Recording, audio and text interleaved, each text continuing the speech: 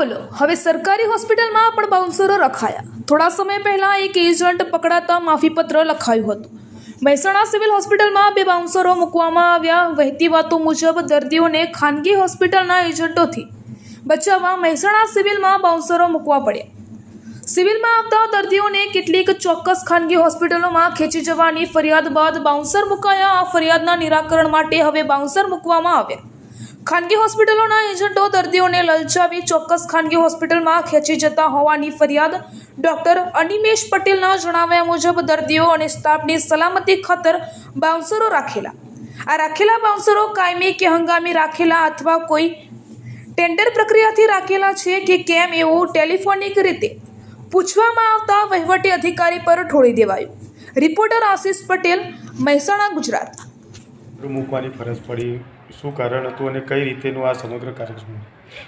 બાઉન્સરો મૂકવાનો વિચાર તો ઘણા ટાઈમથી હતો કે જે પ્રકારની આજકાલના બનાવો બને છે ટ્રુમની અંદર દર્દી અને પેશન્ટ અને સ્ટાફની સાથે જે પ્રમાણે વર્તન થતું હોય છે, તો દર્દીઓની સુરક્ષા તથા સ્ટાફની સુરક્ષાને ધ્યાને રાખીને અમે હોસ્પિટલની સિક્યોરિટીની અંદર બાઉન્સરોનો ઉમેરો કરેલો છે।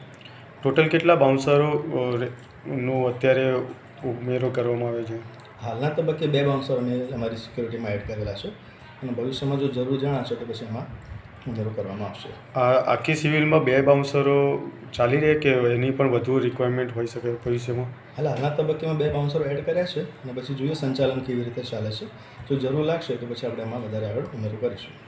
મળતી વાતો પ્રમાણે તો જે ખાનગી ડૉક્ટરોના જે એજન્ટો હોય છે એનાથી બચવા માટે બાઉન્સરો મૂકેલા છે।